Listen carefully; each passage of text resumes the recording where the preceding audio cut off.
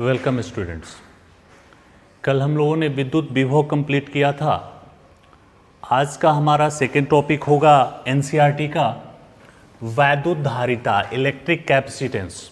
इस चैप्टर के अंतर्गत हम लोग निम्नांकित टॉपिकों का अध्ययन करेंगे: मुक्त इलेक्ट्रॉन, चालक तथा अचालक, वैद्युत धारिता, किसी चालक की धारिता को प्रभावित करने वाले कारक, विलगित गोलीय चालक की धारिता, किसी आवेशी चालक की स्थितिज ऊर्जा, दो आवेशी चालकों के बीच आवेशों के पुनर्वितरण में ऊर्जा का ह्रास, संधारित्र, संधारित्र की बनावट एवं सिद्धांत, संधारित्र के प्रकार और संधारित्र के जितने प्रकार होंगे हर प्रकार की धारिता निकालना सीखेंगे। संधारित्र की धारिता को प्रभावित करने वाले कारकों को जानेंगे। परावैद्युत पदार्थ, यौगिक परावैद्युत पदार्थ वाले समानांतर पट्टी संधारित्र की धारिता, संधारित्रों का संयोजन, परावैद्युत सामर्थ्य तथा भंजक विभवांतर के बारे में जानेंगे। और लास्ट में हमारा टॉपिक होगा वान डी ग्राफ जनित्र यानी जनरेटर। चैप्टर शुरू करने से पहले ये पहला जो टॉपिक हमारा है मुक्त इलेक्ट्रॉन, फ्री इलेक्ट्रॉन, इसको हमें बढ़िया से समझना होगा।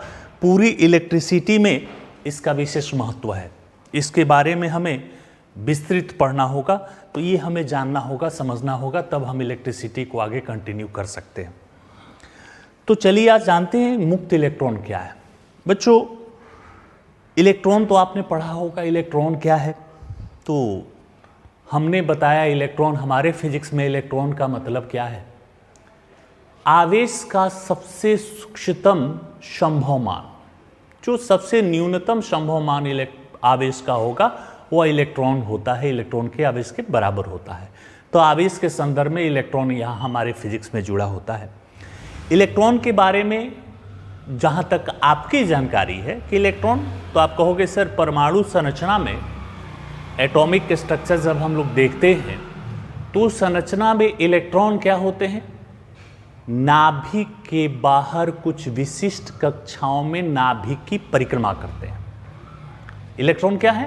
तो आप कहोगे सर पदार्थ की बनावट में जो तीन मौलिक कण है, मुख्य मौलिक कण है इलेक्ट्रॉन, प्रोटॉन, न्यूट्रॉन। तो प्रोटॉन और न्यूट्रॉन तो नाभिक के अंदर रहते हैं, जबकि इलेक्ट्रॉन नाभिक के बाहर रहकर नाभिक की परिक्रमा करता है। अब इसको विस्तृत रूप से समझते हैं कि इलेक्ट्रॉन है क्या।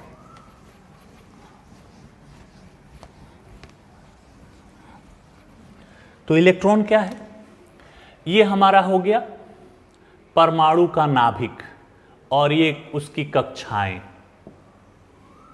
ये विभिन्न कक्षाएं, ये नाभिक तो धनावेशित होता है। तो इसके अंदर प्रोटॉन और न्यूट्रॉन रह जाते हैं, जबकि इलेक्ट्रॉन कक्षाओं में परिक्रमा करता है। विभिन्न कक्षाओं में नाभिक की परिक्रमा करता है। तो ये तीन तरह के इलेक्ट्रॉनों के नाम हम आपको बताने जा रहे हैं। समझिएगा तीनों में अंतर, तीनों क्या है। अगर ये टॉपिक नहीं समझिएगा मुक्त इलेक्ट्रॉन क्या है, तो आपकी इलेक्ट्रिसिटी कंप्लीट नहीं हो सकती। इलेक्ट्रिसिटी को समझने के लिए हमें मुक्त इलेक्ट्रॉन को भली भांति समझना होगा, जानना होगा। तो तीन तरह के इलेक्ट्रॉनों के जनरली हम नाम पढ़ते हैं, जैसा आप केमिस्ट्री में पढ़े होंगे, संयोजी इलेक्ट्रॉन, कक्षीय इलेक्ट्रॉन, और आज हम बताने जा रहे हैं मुक्त इलेक्ट्रॉन। तीन ठो इलेक्ट्रॉन कौन कौन के? पहला संयोजी इलेक्ट्रॉन, नंबर 2 कक्षीय इलेक्ट्रॉन, और आज हम आपको क्या बताने जा रहे हैं? मुक्त इलेक्ट्रॉन। समझिए तीनों में अंतर क्या है, तीनों कौन कौन, तीनों एक ही है कि अलग है, ये आपको डिसाइड करना है। कक्षीय इलेक्ट्रॉन क्या होते हैं? तो परमाणु संरचना के अनुसार इलेक्ट्रॉन किसी परमाणु की विभिन्न कक्षाओं में रहकर नाभिक की परिक्रमा करते हैं। तो जो इलेक्ट्रॉन कक्षाओं में रहते हैं वह कक्षीय इलेक्ट्रॉन कहलाते हैं। पहली कक्षा में 2 इलेक्ट्रॉन है तो उसकी कक्षीय इलेक्ट्रॉन कितनी है? 2। दूसरी कक्षा में 3 इलेक्ट्रॉन है तो दूसरी कक्षा की कक्षीय इलेक्ट्रॉन कितनी? 3। चौथी कक्षा में 4 इलेक्ट्रॉन है तो उसका कक्षीय इलेक्ट्रॉन कितनी? 4। मतलब विभिन्न कक्षाओं में जो इलेक्ट्रॉन रहते हैं और रह करके नाभिक की परिक्रमा करते हैं वह उस परमाणु के कक्षीय इलेक्ट्रॉन कहलाते हैं। क्लियर हुआ? नंबर 2 संयोजी इलेक्ट्रॉन, जिसको आप इंग्लिश में वैलेंसी इलेक्ट्रॉन कहते हैं। संयोजी इलेक्ट्रॉन कौन होते हैं? तो परमाणु की बाह्यतम कक्षा में जो इलेक्ट्रॉन होते हैं, आप संयोजकता निकालते हैं, संयोजकता कैसे निकलती है, वैलेंसी कैसे निकालते हैं किसी भी परमाणु की, तो आप पता करते हो कि उसकी बाहरी कक्षा में कितने इलेक्ट्रॉन हैं। अगर किसी परमाणु की बाहरी कक्षा में 4 इलेक्ट्रॉन हैं तो उस पदार्थ की संयोजकता 4 होगी, और ये 4 संयोजी इलेक्ट्रॉन कहलाते हैं। तो संयोजी इलेक्ट्रॉन कौन हुए? किसी परमाणु की बाह्यतम कक्षा में, जो सबसे अंतिम वाली कक्षा है, बाहरी कक्षा है, उसमें जो इलेक्ट्रॉन होते हैं वह कक्षीय संयोजी इलेक्ट्रॉन कहलाते हैं। क्लियर हुआ? संयोजी इलेक्ट्रॉन जब होगा तो बाहरी कक्षा में ही होगा, जबकि कक्षीय इलेक्ट्रॉन पहली कक्षा में भी हो सकता है, दूसरी में भी हो सकता है, तीसरी, लेकिन संयोजी इलेक्ट्रॉन पहली कक्षा में नहीं, बाहरी कक्षा में। जो भी मान लो एक ही कक्षा है तो उसमें कक्षीय इलेक्ट्रॉन भी वही होगा संयोजी, लेकिन अगर किसी परमाणु में 4 कक्षा है, 5 कक्षा है, तो हर कक्षा में कुछ इलेक्ट्रॉन रह सकता है, तो कक्षीय इलेक्ट्रॉन अलग अलग हो सकते हैं, जबकि संयोजी इलेक्ट्रॉन उनकी बाह्यतम कक्षा में होगा। तो चलिए इस बात को समझिएगा। यह नाभिक हो गया, नाभिक तो धनावेशित होता है और ये इलेक्ट्रॉन ऋणावेशित होता है। नाभिक धनावेशित और इलेक्ट्रॉन ऋणावेशित। बात समझिएगा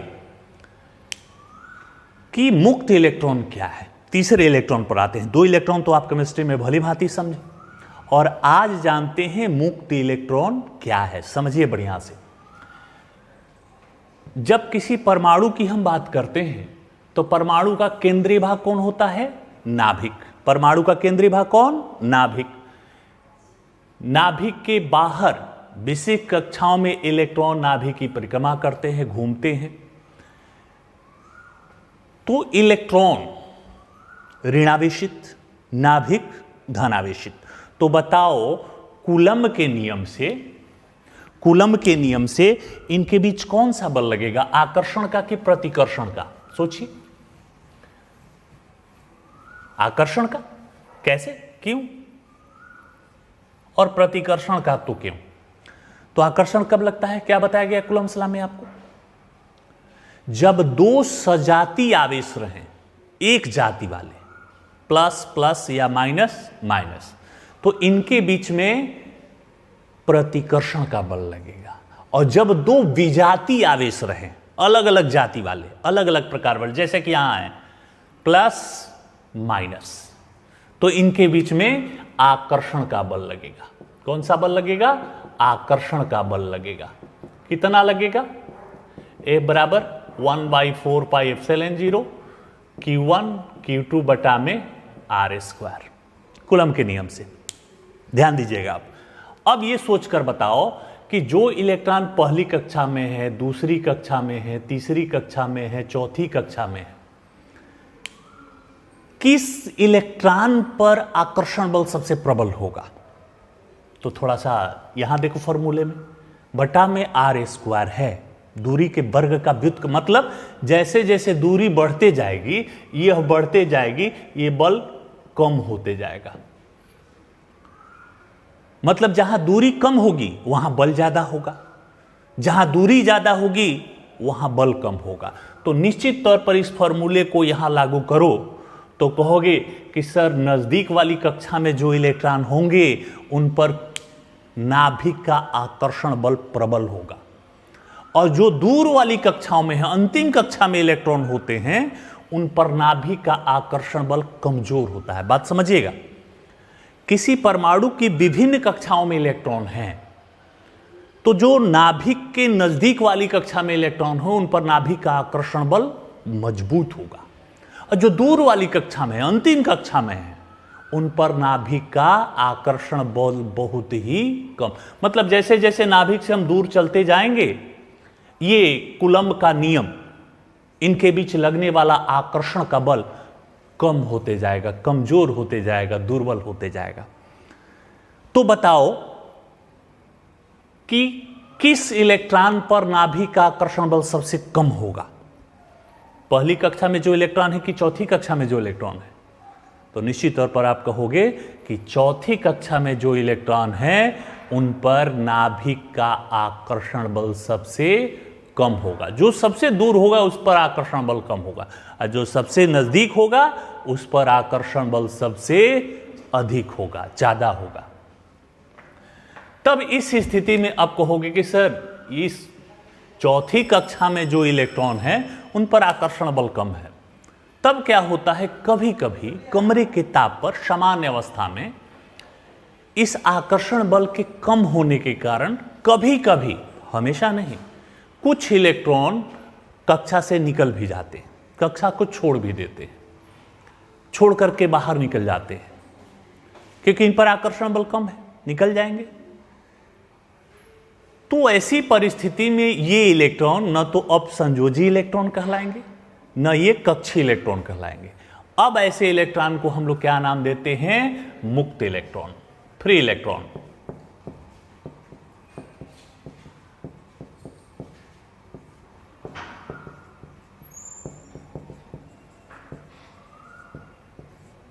ऐसे इलेक्ट्रॉन को अब क्या नाम देते हैं, फ्री इलेक्ट्रॉन नाम देते हैं। तो ये फ्री इलेक्ट्रॉन, ये मुक्त इलेक्ट्रॉन विषम परिस्थितियों में, ये तो अब न तो कक्षा में रह गए, न अब ये नाभि की परिक्रमा करेंगे, क्योंकि नाभि की परिक्रमा कौन करेंगे, जो नाभि की विभिन्न कक्षाओं में है। तो इन पर आकर्षण बल कम होने के कारण ये तो कक्षा से निकल गए, और कक्षा से निकलकर कहां जाते हैं, थोड़ा सा समझिएगा आप। ये पहला परमाणु हो गया, ये दूसरा परमाणु हो गया, ये तीसरा परमाणु हो गया, सटे रहते हैं ठोस पदार्थों में, धातुओं में। तो जब ये परमाणु की रचना होती है, ये परमाणु की रचना होती है, तो देखो दो परमाणुओं के बीच में कुछ रिक्त स्थान बच रहा है, ये रिक्त स्थान, कुछ स्पेस मिल रहा है। ये इलेक्ट्रॉन निकल करके इस स्पेस में, खाली जगह में आ जाते हैं।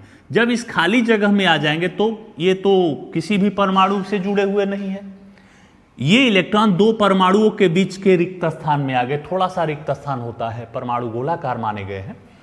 तो जब भी आप किसी ठोस का निर्माण करते हो, धातु मतलब यहां ठोस, तो उनके निर्माण की प्रक्रिया में दो परमाणुओं के बीच में कुछ स्पेस बच जाता है, कुछ स्थान बच जाता है। इसी स्थान में ये इलेक्ट्रॉन, ये चौथा इलेक्ट्रॉन अंतिम कक्षा का, जिस पर आकर्षण बल कम है, वो पहुंच जाता है। तो जब ये कक्षा को छोड़ देता है, तो इसीलिए इसको कहा कि मुक्त हो गया। जब तक ये कक्षा में था, नाभि का बंधन लग रहा था, नाभि का आकर्षण बल लग रहा था, कूलम का नियम ये लग रहा था। लेकिन जब ये कक्षा को छोड़ दिया, दो कक्षाओं, दो परमाणुओं के बीच के रिक्त स्थान में आ गया, तब ऐसी स्थिति में इन पर कोई आकर्षण का बल नहीं लगता, अर्थात अब ये इलेक्ट्रॉन मुक्त हो जाते हैं, नाभि के सभी बंधनों से मुक्त हो जाते हैं। इस वजह से इनको मुक्त इलेक्ट्रॉन कहा जाता है, फ्री इलेक्ट्रॉन कहा जाता है। अब जब ये मुक्त हो गए, तो जब ये मुक्त हो जाएंगे, तो मुक्त होने की स्थिति में ये किधर भी गति कर सकते हैं। ये जो इलेक्ट्रॉन अभी हम लोगों ने पढ़ा, ये किधर भी गति नहीं करते, ये नाभि की परिक्रमा करते हैं, क्लॉकवाइज हो या एंटी क्लॉकवाइज हो। इनमें बंधन है, बंधे हुए हैं, इसीलिए इनको बद्ध इलेक्ट्रॉन भी कहते हैं। और यह मुक्त इलेक्ट्रॉन, क्योंकि यह नाभि के सभी बंधनों से मुक्त हो गया। तो अब ये मुक्त इलेक्ट्रॉन नाभि के सभी बंधनों से मुक्त होकर सभी संभव दिशाओं में जाते हैं। इनके जाने की कोई दिशा निश्चित नहीं होती। इसका एक एग्जाम्पल हम आपको और बताते हैं। मान लीजिए ये लोहे का प्लेट है, धातु है, धातु मतलब चालक है, कंडक्टर है। चालक अभी जानेंगे। चालक कौन होते हैं? जिनमें मुक्त इलेक्ट्रॉनों की अधिकता होती है। चालक की एक नई परिभाषा आप समझिए आज। चालक कंडक्टर कौन है? जिनमें मुक्त इलेक्ट्रॉन बहुत अधिक संख्या में पाए जाते हैं। पिछले क्लास में हमने चालक की परिभाषा क्या पढ़ा? ऐसे पदार्थ जिनमें इलेक्ट्रॉनों का प्रवाह सुगमता पूर्वक हो सके, ऐसे पदार्थ चालक कहलाते हैं। और कुचालक, नॉन कंडक्टर, अचालक जिसको आप कहते हो, ऐसे पदार्थ जिसमें इलेक्ट्रॉनों का प्रवाह न हो सके, जैसे सूखी लकड़ी हो गई, प्लास्टिक हो गया, रबड़ हो गया, ये कुचालक या विद्युत रोधी, इंसुलेटर भी कहते हैं इसको, विद्युत रोधी अचालक को कहते हैं। तो ये धातु चालक है। चालक की परिभाषा अभी आपको क्या हमने बताया? ऐसे पदार्थ जिसमें मुक्त इलेक्ट्रॉन बहुतायत मात्रा में पाए जाते हैं, बहुत अधिक संख्या में पाए जाते हैं। और ध्यान दीजिए, मुक्त इलेक्ट्रॉन। अब इस लोहे के प्लेट को करंट एक नग्न तार को टच कराई जिसमें धारा प्रवाहित हो रही हो, तार को यहां हमने टच करा दिया। तो बताओ, इस लोहे के प्लेट में धारा का प्रवाह केवल इसी दिशा में होगा ना। एक लोहे का प्लेट है और एक धारा प्रवाही तार, कवर वाला तार पकड़ लिए इसे, ये सिरा खुला हुआ है, इसको लोहे के प्लेट से यहां टच करा दिए, इस बिंदु पर टच करा दिए। तो बताओ विद्युत धारा का प्रवाह किस दिशा में होगा? किस दिशा में होगा? ऊपर? कहोगे नहीं सर, पूरे लोहे के प्लेट में चारों ओर करंट फ्लो करेगा, चारों ओर करंट फ्लो करेगा, कोई ऐसी दिशा नहीं होगी जहां पर करंट न रहे, सभी संभव दिशाओं में धारा का प्रवाह होगा। तो ये कैसे संभव है? ये संभव है मुक्त इलेक्ट्रॉन के कारण, क्योंकि जब आप उसको टच कराए तो आवेश दिए, तो आवेश दिए तो उस आवेश को लाने ले जाने वाला भी तो होगा। ये यहां मार्कर रखा हुआ है, मार्कर को आप आवेश समझ सकते हैं। इस आवेश को जब तक कोई ले जाएगा नहीं तब तक ये अपने आप आवेश जा नहीं सकता। तो आपने यहां करंट दिया, ये करंट यहां कैसे पहुंच गया? सोचने वाली बात है। अपने आप तो जाएगा नहीं, ये अपने आप नहीं जा सकता। जब तक इसको कोई ले नहीं जाएगा ये अपने आप जा नहीं सकता। तो इसको लाने ले जाने वाला भी कोई वाहक होना चाहिए। तो धातुओं में वो वाहक कौन होते हैं? मुक्त इलेक्ट्रॉन। इसीलिए इनको हम लोग कहते हैं आवेश वाहक, आवेश वाहक भी कहते हैं। ये धातुओं में, ये पूछा जाता है आपको कि धातुओं में आवेश वाहक कौन होते हैं, तो कौन होते हैं? मुक्त इलेक्ट्रॉन। तो जैसे ही आप धातु पर यहां धारा प्रवाही तार को टच कराए, स्पर्श कराए, तो उस पृष्ठ पर, चूंकि धातु है इसमें मुक्त इलेक्ट्रॉन बहुत आयत मात्रा में पाए जाते हैं, बहुत, ये पृष्ठ पर ही पाए जाते हैं मुक्त इलेक्ट्रॉन। ध्यान दो, बाहरी कक्षा में जो इलेक्ट्रॉन होंगे वही ना मुक्त होंगे, क्योंकि इन पर तो नाभिक आकर्षण बल मजबूत है, ये तो निकल नहीं सकते, नाभिक इनको जकड़े रहेगा। कौन मुक्त होते हैं? बाहरी कक्षा में, जो सतह पर होते हैं। मतलब धातुओं में, चालकों में मुक्त इलेक्ट्रॉन कहां उपस्थित रहेंगे? धातु के पृष्ठ पर। और जैसे ही धातु के पृष्ठ पर हमने धारा प्रवाहित तार को टच कराया, इसके पृष्ठ पर उपस्थित बहुतायत मात्रा में, जो असंख्य मात्रा में मुक्त इलेक्ट्रॉन हैं, उस आवेश को ग्रहण करते हैं, लेते हैं और सभी संभव दिशाओं में संचरित हो जाते हैं। यही कारण है कि लोहे के प्लेट को जब आप यहां धारा प्रवाही टच कराओगे तो पूरे लोहे के प्लेट में सभी संभव दिशाओं में करंट का फ्लो होता है। क्यों? क्योंकि उसके पृष्ठ पर उपस्थित मुक्त इलेक्ट्रॉन उस आवेश को सभी संभव दिशाओं में प्रसारित कर देते हैं, प्रवाहित कर देते हैं। तो ये मुक्त इलेक्ट्रॉन है। ध्यान दीजिएगा, हमारी इलेक्ट्रिसिटी में ये जो फ्री इलेक्ट्रॉन्स होते हैं बहुत महत्वपूर्ण होते हैं। अगर इसके कंसेप्ट हमें जानकारी नहीं है तब आप इलेक्ट्रिसिटी के बारे में कुछ नहीं समझ सकते। तो इलेक्ट्रिसिटी को जानना होगा तो हमें ये फ्री इलेक्ट्रॉन के कंसेप्ट को समझना होगा। तो रिपीट करें एक बार फिर, चलिए फिर से रिपीट कर देते हैं। परमाणु संरचना के अनुसार किसी परमाणु की विभिन्न कक्षाओं में जो इलेक्ट्रॉन होते हैं तो किस इलेक्ट्रॉन पर नाभिक का आकर्षण बल मजबूत होगा? क्योंकि आकर्षण का बल लगेगा। क्यों लगेगा? क्योंकि नाभिक पॉजिटिव है और इलेक्ट्रॉन निगेटिव है। तो दो विजातीय आवेशों के, दो अलग अलग जाति वाले आवेशों के बीच में कौन सा बल लगेगा? नाभिक का आकर्षण बल, कूलम्ब का आकर्षण बल लगेगा। कितना? ये। इस कूलम्ब नियम के अनुसार, ये कूलम्ब का नियम स्पष्ट करता है कि जहां पर आर का मान कम होगा वहां पर आकर्षण बल मजबूत होगा, जहां पर आर का मान अधिक हो वहां पर आकर्षण बल कमजोर होगा। तो निश्चित तौर पर पहली कक्षा में आर का मान कम है और चौथी कक्षा में आर का मान ज्यादा है। तो पहली कक्षा में नाभिक का आकर्षण बल कम होगा और चौथी कक्षा में नाभिक का आकर्षण बल, पहली कक्षा में नाभिक का आकर्षण बल अधिक होगा और चौथी कक्षा में नाभिक का आकर्षण बल कम होगा। तो कम हो जाने की वजह से ये किसी भी सतह पर निकल सकता है। जब परमाणु की आप बात करते हो, परमाणु किसी पदार्थ की चालक की बनावट, तो जब चालक का निर्माण होता है तो उसके दो परमाणुओं के बीच में कुछ रिक्त स्थान होते हैं, कुछ स्पेस बचता है। तो ये इलेक्ट्रॉन निकल करके उस मुक्त सतह पर आ जाते हैं, उस खाली जगह पर आ जाते हैं। तो जब ये खाली जगह में आ जाते हैं तब ये किसी भी दिशा में गमन करने के लिए मुक्त हैं। ये नाभिक के सभी बंधनों से मुक्त हैं, ये किसी भी दिशा में जा सकते हैं। ऐसे इलेक्ट्रॉन को मुक्त इलेक्ट्रॉन। तो सरल भाषा में मुक्त इलेक्ट्रॉन की आप परिभाषा क्या लिखेंगे? कूलम्ब के नियम के अनुसार नाभिक के नजदीक वाली कक्षाओं में नाभिक का आकर्षण बल मजबूत होता है और दूर वाली कक्षा में जो इलेक्ट्रॉन होते हैं उन पर नाभिक का आकर्षण बल कमजोर होता है। तो नाभिक का आकर्षण बल कमजोर होने के कारण दूर वाली कक्षा में जो कुछ इलेक्ट्रॉन होते हैं कभी कभी कमरे के ताप पर समान परिस्थितियों में अपनी कक्षा को छोड़ देते हैं और कक्षा को छोड़कर कहां पहुंच जाते हैं? दो परमाणुओं के बीच के रिक्त स्थान में। और जब ये इलेक्ट्रॉन दो परमाणुओं के बीच के रिक्त स्थान में आ गए, अपनी कक्षा को छोड़ दिए, तब उन पर नाभिक का कोई बंधन नहीं होता। ऐसी परिस्थिति में इस इलेक्ट्रॉन को हम लोग क्या नाम देते हैं? मुक्त इलेक्ट्रॉन। और यही वह इलेक्ट्रॉन है जो चालकों में बहुतायत मात्रा में पाए जाते हैं। आप एक क्वेश्चन यहां करते हैं, ये प्लास्टिक और एक ये लोहा समझ लीजिए, ये लोहा है, ये प्लास्टिक है, दोनों पर धारा प्रवाही तार को टच कराते हैं तो इस लोहे में धारा का प्रवाह हो जाता है, इस प्लास्टिक में नहीं हो पाता। कुछ तो कारण होगा। आप कहोगे सर ये कुचालक ही चालक है, तो क्यों चालक में क्यों, कुचालक में क्यों नहीं?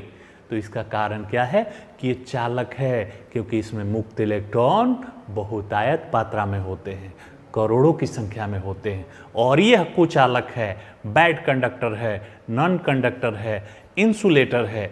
इसमें मुक्त इलेक्ट्रॉन नगण्य होते हैं, बहुत कम मात्रा में होते हैं, अल्प होते हैं, नहीं होते हैं, इसीलिए इसको इंसुलेटर कहा जाता है। और जब मुक्त इलेक्ट्रॉन होंगे ही नहीं तब इसको आवेश दीजिएगा तो आवेश को लाने ले जाने वाला कोई वाहक नहीं है। इस स्थिति में आवेश जहां दीजिएगा वहीं के वहीं वह पड़ा रह जाता है। तो यह मुक्त इलेक्ट्रॉन के कारण होता है। तो चालक की परिभाषा क्या दीजिएगा? ऐसे पदार्थ, नई परिभाषा आप याद रखिए, चालक वे पदार्थ जिनमें मुक्त इलेक्ट्रॉन बहुतायत मात्रा में पाए जाते हैं, बहुत अधिक संख्या में पाए जाते हैं, वे चालक कहलाते हैं। जैसे लोहा, चांदी, समस्त धातुएं आप लिख सकते हो, लोहा, चांदी, एल्युमिनियम, तांबा, ये सब आ सकते हैं। कुचालक विद्युत रोधी, कुचालक को विद्युत रोधी इंसुलेटर भी कहा जाता है। तो ऐसे पदार्थ जिनमें मुक्त इलेक्ट्रॉन नगण्य मात्रा में होते हैं कुचालक कहलाते हैं, विद्युत रोधी कहलाते हैं। जैसे प्लास्टिक, रबड़, कागज, मोम, अभ्रक, ये सब कुचालक हैं, इंसुलेटर हैं। अब इस पर एक बड़ा फेमस प्रश्न आता है, ध्यान दीजिएगा, समझिएगा। ये प्लास्टिक की कंघी कुचालक है, ये लोहे की कंघी चालक है। तो इस प्लास्टिक की कंघी को ऐसे बालों से रगड़कर कागज के छोटे छोटे टुकड़ों के पास ले गए तो ये अपनी ओर आकर्षित कर लेता है। और ये लोहे की कंघी को रगड़िएगा, ले जाइएगा तो ये तो कागज के टुकड़े को आकर्षित नहीं करता। प्लास्टिक का कंघी अपेक्षाकृत हल्के द्रव्यमान वाले कणों को, जैसे कागज के छोटे छोटे टुकड़े हों, उनको आकर्षित कर लेता है। लोहे की कंघी नहीं करता, जबकि लोहा तो चालक है, प्लास्टिक तो कुचालक है। ये उल्टा क्यों नजर आ रहा है? हमारे अनुसार तो लोहे पर ऐसा होना चाहिए, गुण आना चाहिए, प्लास्टिक पर गुण नहीं आना चाहिए, लेकिन यहाँ तो उल्टा बिहेवियर नजर आता है। इसका कारण क्या है समझना है, सोचिए। प्लास्टिक की कंघी को बालों से रगड़कर कागज के छोटे छोटे टुकड़ों के पास ले जाते हैं तो ये उनको अपनी ओर आकर्षित कर लेता है। और वही मान लो ये लोहे की कंघी है, लोहा चालक है ना, बिल्कुल अभी बताएं लोहा चालक है, इसको ऐसे रगड़ कर ले जाते हैं तो कहोगे सर लोहे पर आवेश नहीं आया, प्लास्टिक पर आवेश आया। नहीं, आवेश तो किसी भी पदार्थ पर आ सकता है, प्रकट हो या न हो। उसका कारण क्या है समझिए। प्लास्टिक क्या है? अचालक, नॉन कंडक्टर है, इसमें आवेश का प्रवाह नहीं हो सकता। आवेश जहां रखिएगा वही रख जाएगा, आवेश एक स्थान से दूसरे स्थान तक जा नहीं सकता। तो जब हम ऐसे रगड़ते हैं तो आवेश इस पर आ गया। और ये हम मानव शरीर विद्युत का एक अच्छा चालक है, ध्यान दीजिएगा, मानव शरीर विद्युत का एक अच्छा चालक है, गुड कंडक्टर होता है। तो ये हम ऐसे हाथ से पकड़े हुए हैं, ये प्लास्टिक की कंघी, यहाँ आवेश आ गया, रगड़े यहाँ आवेश आ गया, तब तो ये तो चालक है नहीं, ये तो कुचालक है। तो आवेश यहाँ से यहाँ तक हमारे शरीर तक नहीं आ सकता। यही कि यही रह जाता है, जब कागज के टुकड़े के पास ले जाते हो तो वह आकर्षित करने लगते। लेकिन जब लोहे की कंघी को बालों से रगड़ते हैं तो आवेश आता है, आवेश यहां आ गया, लेकिन लोहा क्या है? चालक। तो ये आवेश, यहाँ का मुक्त इलेक्ट्रॉन इस आवेश को लेकर हमारे मानव शरीर हाथ से पकड़े हुए हमारे को दे देता है, और वो सारा आवेश मानव शरीर में हमारे अंदर आ जाता है, और अब इस लोहे की कंघी पर कोई आवेश नहीं रह जाता। तो जब आवेश है ही नहीं, तब कागज के टुकड़े के पास ले जाओगे तो ये आकर्षित करेगा? नहीं करता। यही कारण है कि दो चालक है, दो चालक संपर्कित हो गए तो ये चालक दूसरे चालक को आवेश दे देता है, क्योंकि उस पर आवेश को लाने ले जाने वाले कारक मौजूद होते हैं, आवेशवाहक कण मौजूद होते हैं, जो कि कौन है? मुक्त इलेक्ट्रॉन। तो ये कंसेप्ट को समझना था। उसके बाद हमारा जो अगला टॉपिक है, मुक्त इलेक्ट्रॉन समझने के बाद, चालक अचालक समझने के बाद, वह है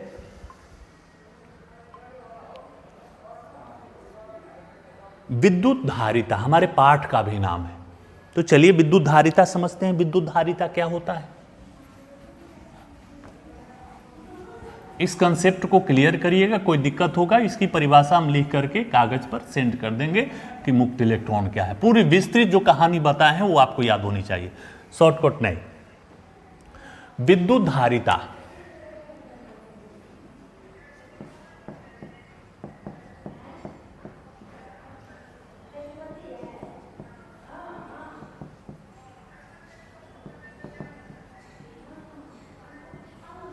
विद्युत धारिता क्या है?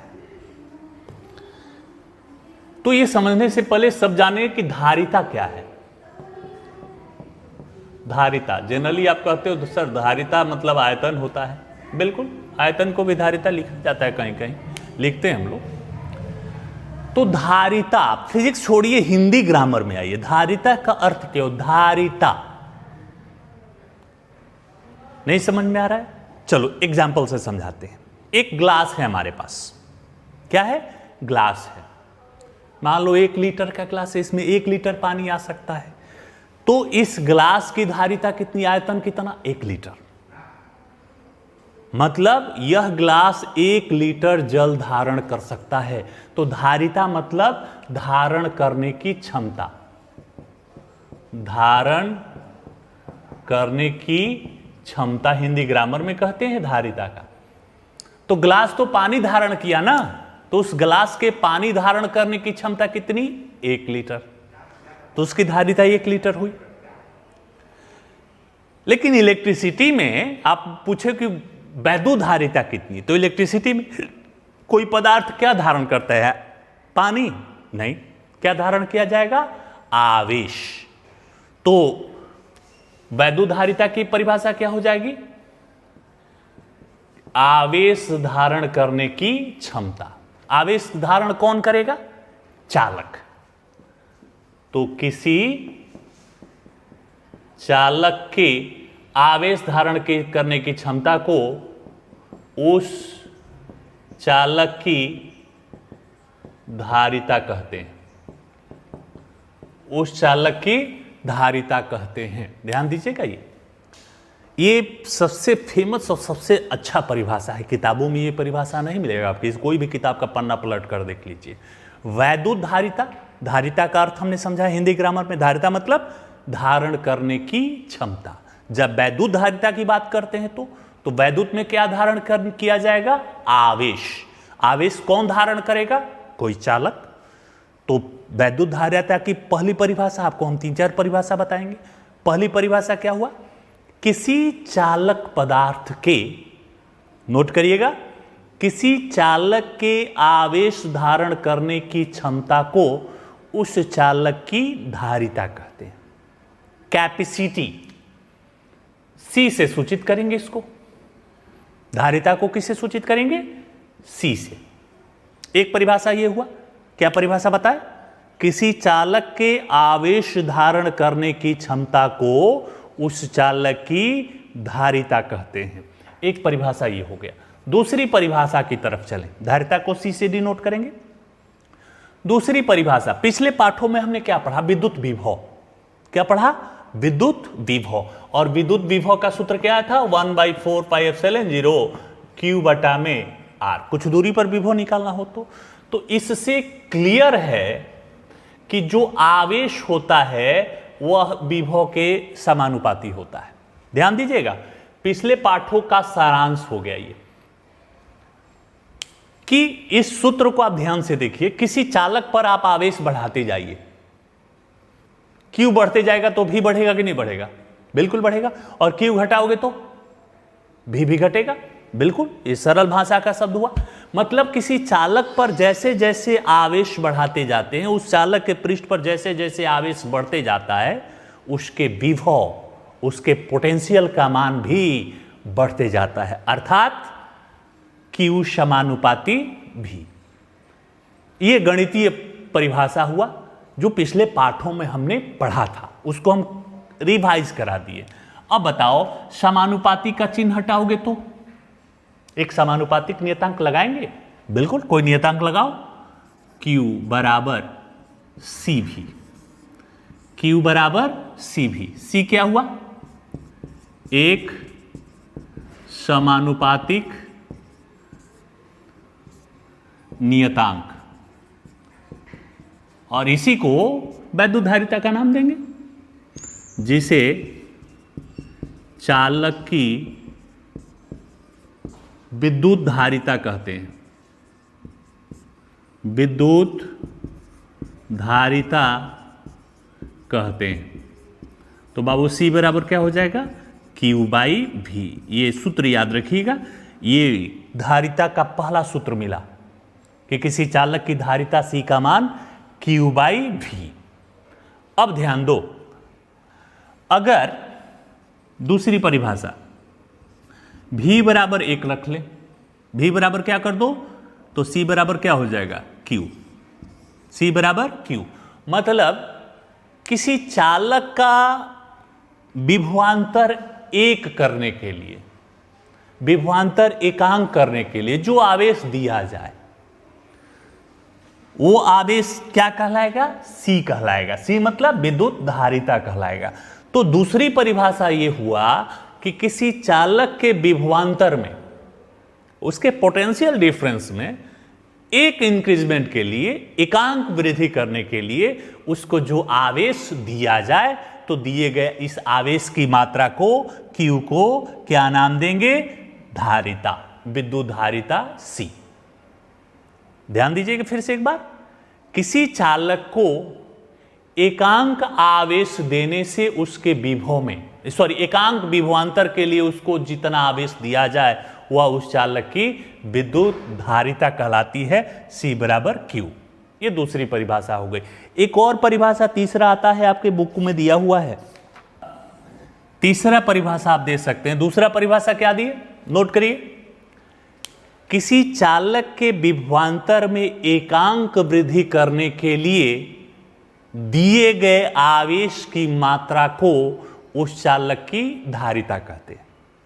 किसी चालक के विभवांतर में एकांक वृद्धि करने के लिए उस चालक को दी गई आवेश की मात्रा को उस चालक की धारिता कहते हैं। ये दो परिभाषा हो गया। तीसरा परिभाषा, अभी हम लोगों ने क्या सूत्र निकाला था धारिता का? C बराबर Q/V। C बराबर Q/V। तो यदि V बराबर 1 रख लें, Q बराबर 1 रख लें, तो C बराबर 1 आएगा। C बराबर 1 आएगा। अर्थात किसी चालक को विभवांतर एकांक रखा जाए, आवेश 1 दिया जाए, तो ऐसी परिस्थिति में उस चालक की धारिता एकांक कहलाती है, 1 फैराड कहलाती है। धारिता का ऐसा मात्रक फैराड होता है, 1 फैराड कहलाती है। तो ये तीसरी परिभाषा हो गई। अब मात्रक और बीमा पढ़ते हैं। धारिता का मात्रक क्या होना चाहिए और बीमा क्या होना? विद्युत धारिता का मात्रक C बराबर Q/V ना, तो मात्रक क्या हो जाएगा? कूलम्ब। आवेश का कूलम्ब होता है और विभव क्या क्या होता है? वोल्ट। कूलम्ब प्रति वोल्ट, इसी को SI में फैराड, फैराड कैपिटल F से डिनोट करोगे। तो धारिता का SI मात्रक क्या होता है? फैराड। ध्यान दीजिए, फैराड बहुत बड़ा मात्रक है। फैराड बहुत बड़ा मात्रक है। अतः व्यवहारिक तौर पर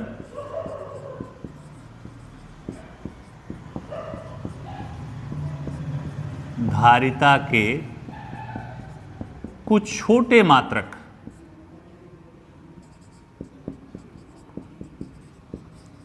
प्रयुक्त किए जाते हैं।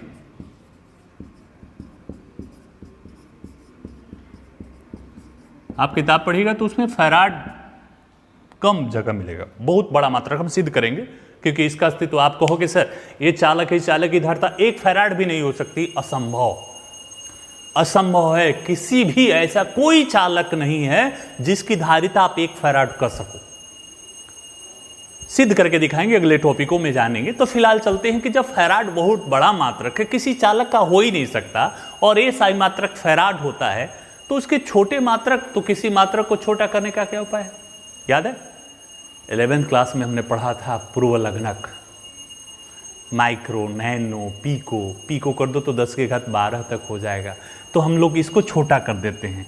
तो 1 माइक्रो फैराड बराबर 10 के घात -6 फैराड हो जाएगा। 1 नैनो फैराड, नैनो 10 के घात -9 होता है। 1 पीको फैराड 10 के घात -12 को पीको कहते हैं। तो ये कुछ छोटे मात्रक प्रयुक्त करेंगे, micro farad, nano farad, pico farad. सीधे फैराड में प्रयुक्त नहीं किया जा सकता, क्योंकि ये बहुत बड़ा मात्रक है। ऐसा कोई चालक नहीं, चालक की धारिता आप 1 फैराड कर सको। ये तो हो गया मात्रक। इसका विमीय सूत्र क्या होगा? विद्युत धारिता का विमीय सूत्र। तो चलो C बराबर Q/V, ये सूत्र मिला ना अभी हमें, फिलहाल हमारे पास ये मिला हुआ है, C बराबर Q/V। तो विमीय सूत्र निकालो। विमीय सूत्र Q आवेश, आवेश का बीमा हम लोगों ने क्या निकाला था? AT। अब बटा में विभवांतर V, V का सूत्र क्या था? W/Q ना, W/Q कार्य बटा में आवेश। कार्य का क्या होता है? mLT-2 बटा में आवेश, A²T² mLT-2। m ऊपर जाएगा, L ऊपर जाएगा, T ऊपर जाएगा तो -2 जाकर +2 हो जाएगा, 2 पहले से है 4 हो जाएगा, और A² पहले से है। तो विद्युत धारिता का विमीय सूत्र m के घात -1, L के घात -1, T के घात 4, A के घात 2। ये हो गया विद्युत धारिता का एसाई मात्रक फैराड, जो बहुत बड़ा मात्रक है। ऐसा कोई चालक नहीं है जिस चालक की धारिता आप सीधे फैराड में लिख सको, लेकिन एसाई मात्रक फैराड है तो हम तो बदलेंगे ना, न्यूमेरिकली प्रयुक्त करेंगे। लेकिन ध्यान दीजिएगा, कहीं ऐसा चालक नहीं है जिस चालक की धारिता फैराड में हो सके। आगे हम बताएंगे, आपको सिद्ध करके दिखाएंगे, क्योंकि उसके अभी फॉर्मूले नहीं आएंगे। अब धारिता को, अगला टॉपिक हमारा है विद्युत धारिता को प्रभावित करने वाले कारक।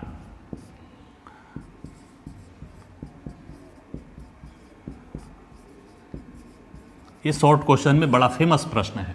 किसी चालक की धारिता को प्रभावित करने वाले कारक कौन कौन से हैं? ये एग्जाम में क्वेश्चन लंच होता है। तो अब ध्यान दीजिए, हमने धारिता क्या बताया? धारण करने की क्षमता। ये ग्लास है हमारा, तो इसमें इतना जला सकता है। अगर ग्लास इतना बड़ा हो जाए तो निश्चित तौर पर उसमें आवेश। हमारा अगला टॉपिक है विद्युत धारिता को प्रभावित करने वाले कारक। किसी चालक की धारिता को प्रभावित करने वाले कारक कौन कौन से हो सकते हैं? तो एग्जाम्पल हमने अभी समझाया। ये एक छोटा सा ग्लास है, इसमें 1 लीटर जला सकता है।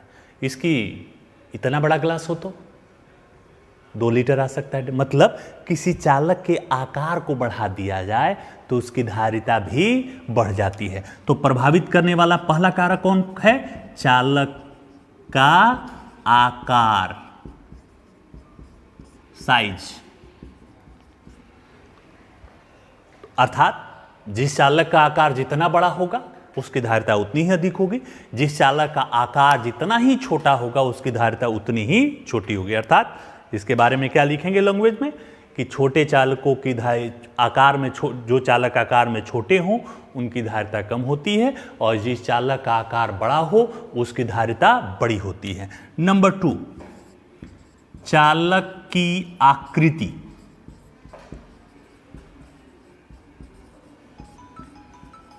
शेप। तो दूसरा हमारा है चालक की आकृति, शेप। तो थोड़ा सा यहाँ कंफ्यूजन हो जाता है साइज एंड शेप के बारे में। आकार और आकृति, बहुत सारे बच्चे कंफ्यूज हो जाते हैं कि आकार क्या है। देखो, आकार बड़ा, आकार छोटा, मतलब साइज में वो कितना छोटा है कितना बड़ा होता है, ये आकार होता है। आकृति कौन है? ये बेलनाकार है, ये शंक्वाकार है, ये गोलाकार है, ये आयताकार है, ये घनाभाकार है। उसकी बनावट कैसी है, उसकी रचना किस तरह की है, ये उसका शेप होता है, आकृति होता है। तो हमने पढ़ा था, याद दीजिए, याद करिए, हमने विद्युत क्षेत्र तीव्रता में पढ़ा था बेलन की तीव्रता अलग, आयताकार प्लेट की तीव्रता अलग, गोलाकार चालक के बगल में विद्युत क्षेत्र की तीव्रता अलग। मतलब अलग अलग आकृतियों की तीव्रताएं अलग अलग हैं, और तीव्रता और विभव में संबंध होता है। क्या तीव्रता और विभव में संबंध था? E बराबर -dV/dr। तो जब तीव्रता अलग अलग है तो विभव भी उनका अलग अलग होगा। किसी चालक की तीव्रता बदल जाए तो उसका विभव भी बदल जाएगा, और जब विभव बदल जाएगा, ये देखो, जिसका विभव बदल जाएगा उसकी धारिता भी बदल जाएगी। मतलब किसी चालक की आकृति को बदल दिया जाए, बेलन से शंकु कर दिया जाए, शंकु से बेलन कर दिया जाए, घन से घनाभ कर दिया जाए, तो ऐसी स्थिति में उसकी तीव्रता बदल जाएगी। तीव्रता बदल जाएगा तो विभव बदल जाएगा, और जब विभव बदल जाएगा तो धारिता भी बदल जाएंगे। मतलब आकृति बदलने जाने से किसी चालक की धारिता भी बदल जाती है। तीसरा है बीच का माध्यम। बीच का माध्यम, किस माध्यम में वो चालक रखा हुआ है, किस माध्यम में? क्योंकि आपको मालूम है कि हर माध्यम का एप्सिलॉन अलग अलग होता है, परावैद्युतांक अलग अलग होता है। तो भी, यहां देखो, भी निकालने का सूत्र क्या था? 1/4 पाई एप्सिलॉन 0 Q/R। ये देखो, जिस माध्यम का परावैद्युतांक, आपेक्षिक परावैद्युतांक अधिक होगा उसका विभव कम होगा, और विभव कम होगा तो धारिता भी अधिक हो जाएगी। बात समझिएगा। माध्यम मतलब उसका परावैद्युतांक एप्सिलॉन। तो जिसका एप्सिलॉन अधिक होगा उसका विभव कम होगा, और जिसका विभव कम होगा उसकी धारिता अधिक होगी। मतलब जिस माध्यम का एप्सिलॉन अधिक होगा उसकी धारिता भी अधिक होगी, और जिस माध्यम का एप्सिलॉन कम होगा, परावैद्युतांक कम होगा, उसकी धारिता भी कम होगी। चौथा है किसी चालक के समीप अन्य चालकों की उपस्थिति। अन्य चालकों की उपस्थिति।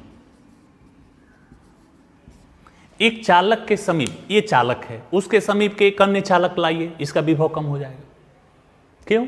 क्योंकि प्रेरण से इस पर से कुछ आवेश इस पर चले जाते हैं, इसमें कुछ आवेश उत्पन्न हो जाते हैं। ये धन है तो इस पर ऋण आ जाएगा, पूरे निकाय पर विभवांतर का मान निकाल कर देख लो, कम हो जाएगा। और विभव कम हो जाए तो धारिता, विभव कम हो जाए तो धारिता बढ़ जाएगी। मतलब किसी चालक के समीप, बात समझिएगा, ये याद रखिएगा, आगे इसका उपयोग करेंगे। किसी चालक, एक लोहे का प्लेट है, इसके नज़दीक एक और प्लेट ला दीजिए। किसी चालक के समीप कोई अन्य चालक, 2, 4, 6 जितने हो, अन्य चालक ला दीजिए। ऐसा करने से इसका विभव कम हो जाता है। विभवांतर आप निकाल कर देखोगे कम आएगा, और जब विभव कम हो जाएगा तो धारिता बढ़ जाएगी। तो ये किसी चालक की धारिता को प्रभावित करने वाले कुछ कारक हुए। हमारा अगला टॉपिक है चालक की धारिता। ये चालक हमने लैंग्वेज में लिखा हुआ है।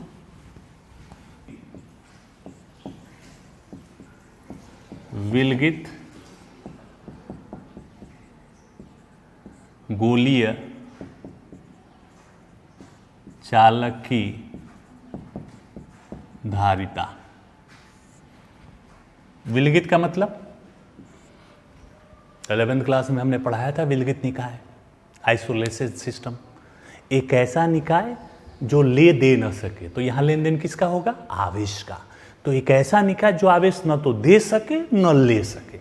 ध्यान दीजिएगा, ऐसा एक गोला है हमारा, ये गोला है, इस गोले पर प्लस क्यू आवेश है, ये केंद्र O हो गया। इसके सतह, इसकी त्रिज्या मान लिया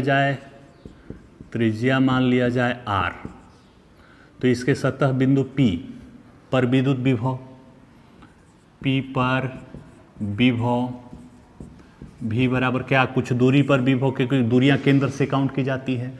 विभव निकालने का सूत्र हम लोग साबित कर चुके हैं, 1/4πε0 Q बटा में दूरी, तो दूरी तो ये त्रिज्या है ना, R। तो चालक की धारिता कितनी? चालक की धारिता C का सूत्र क्या है? Q/V ना,